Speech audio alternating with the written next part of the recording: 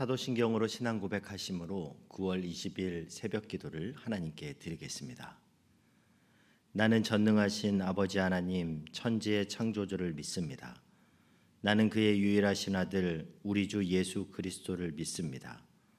그는 성령으로 잉태되어 동정녀 마리아에게서 나시고 본디오 빌라도에게 고난을 받아 십자가에 못 박혀 죽으시고 장사된 지 사흘 만에 죽은 자 가운데서 다시 살아나셨으며 하늘에 오르시어 전능하신 아버지 하나님 우편에 앉아 계시다가 거기로부터 살아있는 자와 죽은 자를 심판하러 오십니다. 나는 성령을 믿으며 거룩한 공교회와 성도의 교제와 죄를 용서받는 것과 몸의 부활과 영생을 믿습니다. 아멘. 다 함께 찬송가 92장을 부르시겠습니다. 위에 계신 나의 친구 그의 사랑 지극하다. 이는 예수 그리스도 나의 구주 나의 친구 사랑하는 나의 친구 늘 가까이 계시도다. 그의 사랑 놀랍도다. 변함없는 나의 친구 나를 위해 죽으시고 나를 구원하셨으니 기쁨으로 경배하며 찬양하리. 나의 친구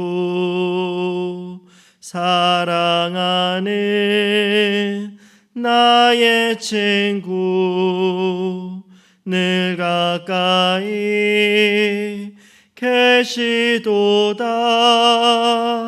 그의 사랑 놀랍도다. 변함없는 나의 친구 내 맘속에 늘 계시고 영원토록 함께하네. 같이 되어 하나 되리. 포도나무 나의 친구 사랑하는 나의 친구 늘 가까이 계시도다. 그의 사랑 놀랍도다.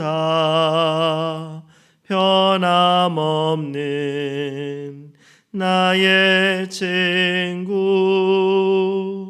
그날이와 황금길에 그의 영광 바라보며 그의 발로 나라늘 때 만나보리. 나의 친구 사랑하는 나의 친구 늘 가까이 계시도다. 그의 사랑 놀랍도다. 변함없는 나의 친구. 아멘. 오늘 오늘 이 아침에 주시는 하나님의 말씀은 사사기 21장 16절에서 25절까지의 말씀입니다. 이 계시의 말씀을 우리가 서로 교독하도록 하겠습니다. 회중의 장로들이 이르되 베냐민의 여인이 다 멸절되었으니 이제 그 남은 자들에게 어떻게 하여야 아내를 얻게 할까 하고 또 이르되 베냐민 중 도망하여 살아남은 자에게 마땅히 기업이 있어야 하리니 그리하면 이스라엘 중에 한 나가 사라짐이 없으리라. 그러나 우리가 우리의 딸을 그들의 아내로 주지 못하리니 이는 이스라엘 자손이 맹세하여 이르기를 딸을 베냐민에게 아내로 주는 자는 저주를 받으리라 하였음이로다 하니라.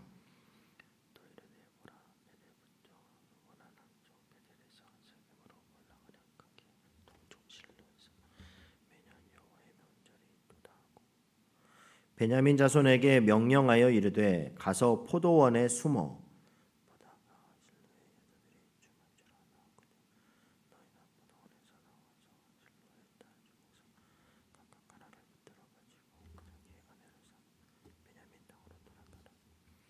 만일 그의 아버지나 형제가 와서 우리에게 시비하면 우리가 그에게 말하기를 청하건대 너희는 우리에게 은혜를 베풀어 그들을 우리에게 줄지니라. 이는 우리가 전쟁할 때에 각 사람을 위하여 그의 아내를 얻어주지 못하였고 너희가 자유로 그들에게 준 것이 아니니 너희에게 죄가 없을 것임이니라 하겠노라 하매.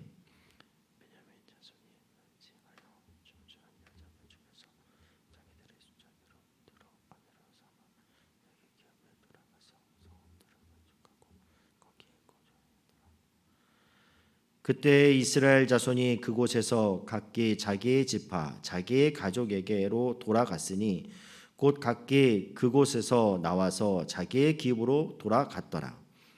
그때 이스라엘의 왕이 없으므로 사람이 각기 자기의 소견에 오른 대로 행하였더라. 아멘. 오늘은 사사기의 마지막 장인 21장입니다. 사사기의 주제는 너무도 뚜렷한데요. 사사기의 배경이 되는 사사시대는 하나님이 특별한 어떤 뜻을 가지고 시작한 시대였습니다.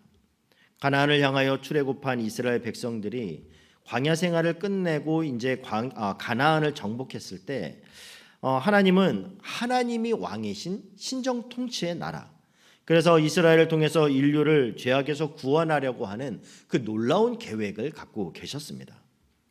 그래서 하나님이 주변의 다른 나라들은 다 왕이 있었지만 이스라엘은 왕을 세우지 못하게 하고 다만 위급하고 그런 촉박한 그런 어려움이 오면 그때 소위 사사들을 세워서 사사들로 하여금 위기를 극복하게 하셨습니다. 그 이유는 딱 한 가지인데요. 하나님이 직접 이스라엘을 통치하시고 이스라엘의 왕이 되시겠다라는 것입니다. 그런데 이스라엘 백성들은 어땠습니까? 그들이 가나안 땅에 들어가서 그동안 한 번도 보지 못한 그런 모습들을 보게 되니까 눈이 휘둥그레지게 된다라는 거예요. 가나안 사람들이 이런저런 다양한 신들을 섬기고 있고 또 신전에서 제사하면서 무녀들과 행하는 온갖 그런 음란하고 죄악된 행위들, 이런 것들에 이스라엘의 젊은 사람들이 빠지게 되고 결국에는 모든 이스라엘 나라 전체 가운데 우상 숭배가 만연해지는 이런 모습들을 우리는 앞장에서 쭉 봐왔습니다. 그래서 이 사사기는 사사들을 통해서 보여주는 어떤 영웅담의 이야기, 이거를 알려주는 성경이 아니고요. 오히려 더 많은 실패, 더 많은 타락, 그래서 하나님의 진노가 임하고 나라는 몇십 년씩 짓밟히고 또 수탈당하는 이런 이야기들이 계속해서 반복되고 있는 성경이 사사기입니다. 하나님은 사사기를 우리 가운데 왜 주셨는가? 그 이유는 딱 한 가지죠. 그것은 하나님이 왕되지 아니하시면, 하나님이 통치하지 아니하시면 하나님의 백성들은 온갖 어려움과 죄악과 그리고 세상 나라들에게 짓밟힘을 당하게 될 것이라는 것을 우리에게 알려주기 위해서라는 겁니다. 오늘날도 마찬가지입니다. 하나님의 나라, 하나님의 교회, 하나님의 백성들 가운데 하나님이 왕되셔서 하나님이 통치하지 않으시면 세상에서 삼손처럼 그렇게 조롱과 비웃음거리가 될 수밖에 없다라는 거죠. 이렇게 사사기 16장까지는 여러 사사들의 이야기가 나오고요. 그리고 17장부터는 바로 두 명의 레위 지파 이야기를 통해서 그렇게 흐트러지고 타락한 이 사사 시대를 보여주고 있습니다. 먼저는 레위 지파의 한 청년이 미가의 집에 들어가서 그 개인 제사장이 되는 이야기가 나오는데요. 그 레위 청년은 왜 그러한 삶을 살았을까요? 사사 시대가 시작되면서 이스라엘 백성들이 가나안 종교에 빠지게 되고 온갖 타락과 범죄의 삶을 그렇게 살다 보니까 형식적으로는 하나님을 섬긴다고 그렇게 하지만 또 이제 더 이상은 그들이 선민으로서 하나님의 통치를 받는 그런 백성이 되기를 거부했다라는 겁니다. 그 결과 그들은 더 이상 11조 생활을 하지 않았습니다. 하나님은 처음에 이스라엘 지파들에게 땅을 분배해 줄 때 레위 지파에게는 땅을 분깃으로 주지 않았습니다. 왜냐하면 이스라엘 백성들이 하나님께 11조를 드리면 그것이 너희들의 분깃이 될 것이다 이렇게 말씀해 주셨기 때문이죠. 그러나 이스라엘 백성들이 이방 종교에 빠지고 하나님을 섬기는 일에 등한히 하고 또 소홀히 하고 형식적인 신앙생활을 하면서 그들은 이제 11조 생활을 아예 포기해 버린 겁니다. 11조가 포기되면서 이스라엘 나라에는 더 이상 레위 지파가 존재할 수 없게 된 거죠.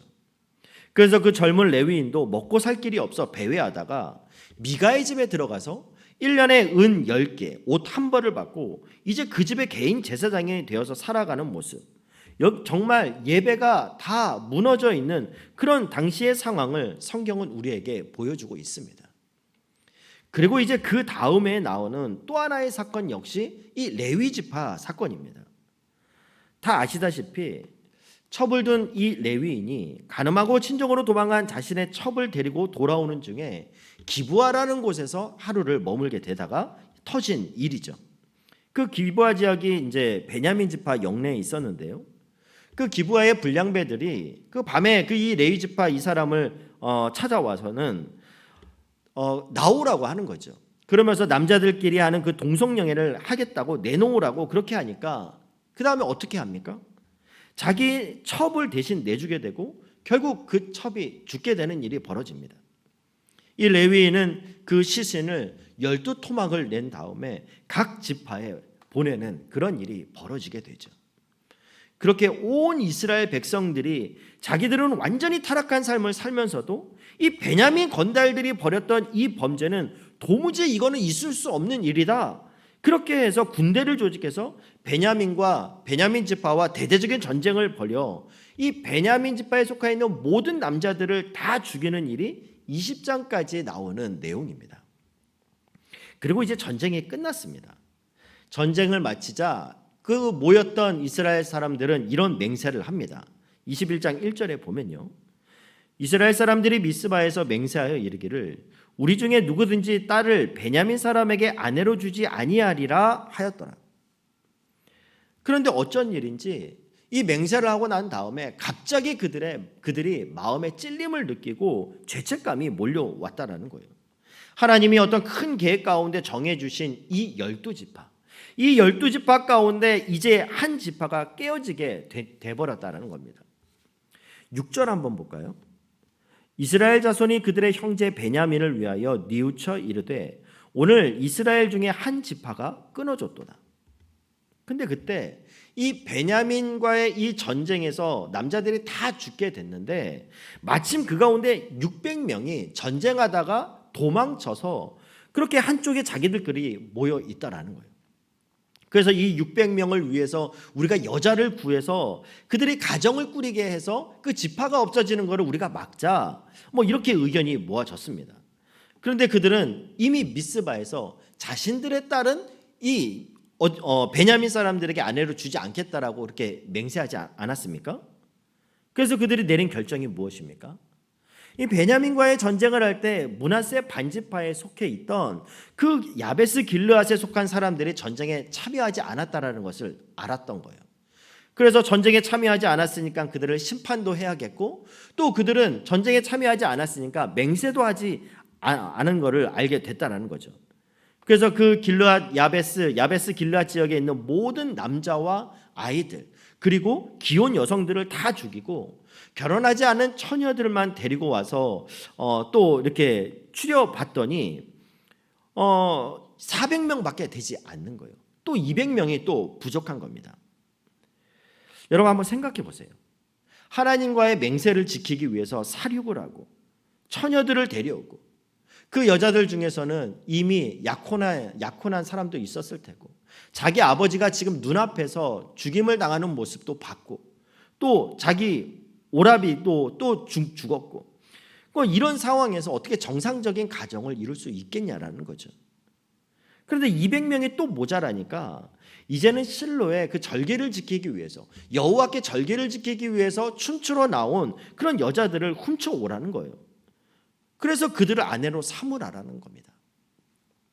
이런 뒤죽박죽 온갖 혼돈의 역사를 보여주는 게 이 사사시대라고 한다면 이 일이 왜 벌어졌는가? 오늘 25절 말씀 한번 보겠습니다. 그때에 이스라엘의 왕이 없으므로 사람이 각기 자기의 소견에 옳은 대로 행하였더라. 바로 이스라엘 가운데 왕이 없었기 때문이라는 거예요. 여기서 말하는 왕은 이방 나라들이 세상적인 의미의 그런 왕을 말하는 게 아니라 그들의 왕 되시는 하나님을 그들이 떠났다라는 그런 의미입니다. 오늘 이 시대에 여러분과 저 교회가 정말 우리 각자가 삶에서 하나님을 왕으로 섬기시기를 주님의 이름으로 축복합니다.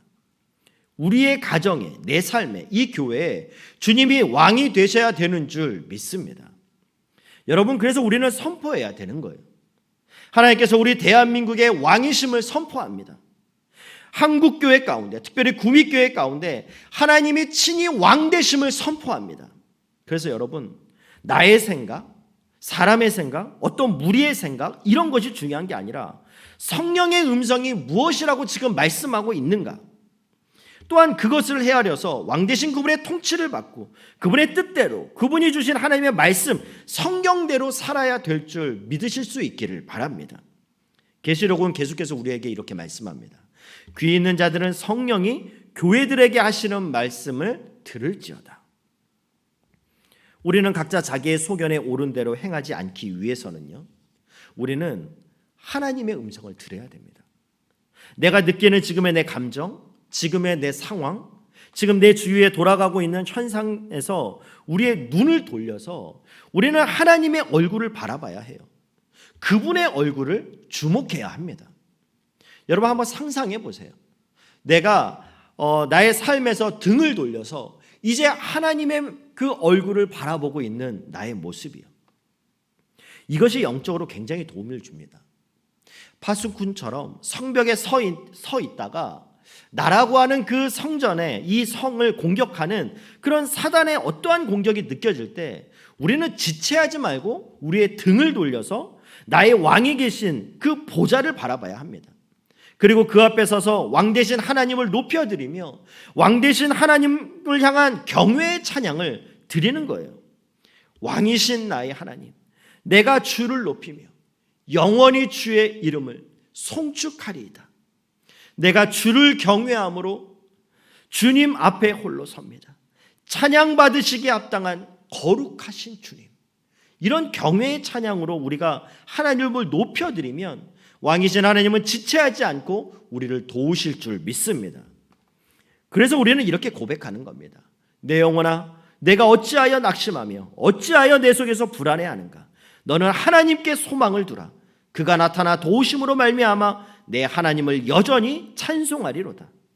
아무것도 염려하지 말고 다만 모든 일에 기도와 간구로 너희 구할 것을 감사함으로 아뢰라. 그리하면 모든 지각에 뛰어나신 하나님의 평강이 그리스도 예수 안에서 너희 마음과 생각을 지키시리라. 사랑하는 형제자매 여러분, 하나님의 보좌를 바라보는 훈련을 매일 하실 수 있기를 바랍니다. 그리고 언제나 선포하세요. 우리 교회에서도 우리 가정에서도 내 개인의 삶에도 하나님이 왕이십니다.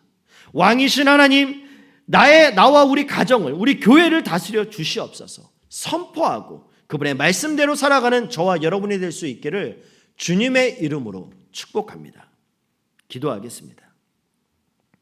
사랑하는 하나님, 부활하신 예수님께서 지금도 살아계셔 우리의 삶에 정말로 주인이 되길 원하시고 우리의 인생의 신랑 되기를 원하시고 우리의 목자 되기를 원하시는 줄 믿습니다. 주님이 왕이십니다. 내 삶을 통치하여 주시옵소서. 특별히 내 생각, 내 철학, 내 신념, 내 가치, 내 경험으로 주님을 섬기는 것이 아니라 성경대로 신앙하게 도와주시고, 사단이 나의 감정과 나의 이기적인 욕심을 틈타 공격해 올 때, 그것이 느껴질 때 지체 없이 그곳에서 등을 돌려 하나님을 바라보고 왕이신 하나님을 경외함의 찬양으로 높여드리게 하여 주시옵소서. 그때 하나님의 역사는 내 삶에 이루어지며 어둠의 역사는 떠나가며 하나님의 나라가 임하게 될 줄 믿습니다. 그 영광의 삶을 살아가는 나와 우리 가정, 우리 자녀가 되게 하여 주시옵소서. 예수님의 이름으로 기도합니다. 아멘. 하늘에 계신 우리 아버지, 아버지의 이름을 거룩하게 하시며 아버지의 나라가 오게 하시며 아버지의 뜻이 하늘에서와 같이 땅에서도 이루어지게 하소서. 오늘 우리에게 일용할 양식을 주시고 우리가 우리에게 잘못한 사람을 용서하여 준 것 같이 우리 죄를 용서하여 주시고 우리를 시험에 빠지지 않게 하시고 악에서 구하소서. 나라와 권능과 영광이 영원히 아버지의 것입니다. 아멘. 이 시간 오늘 새벽에 주신 하나님의 그 말씀의 은혜를 붙잡고 기도하시고요. 또 오늘은 월요일입니다. 우리 구민교회를 위해서 기도해 주시길 바랍니다. 하나님, 이 교회의 주인은 하나님이십니다. 하나님이 머리 되어 주시고 하나님이 통치하여 주시고 하나님이 다스려 주시는 하나님의 나라가 임하는 거룩한 교회 되게 하여 주시옵소서. 기도해 주시길 바랍니다. 또 지역을 위해서 이 지역 가운데 하나님의 은혜가 흘러가 주의 모든 복음의 역사들이 날마다 왕성케 되는 역사가 있게 해달라고 이 지역을 위해서도 기도해 주시고, 또 각자 가지고 나온 기도의 제목을 가지고 이 시간 함께 기도하도록 하겠습니다.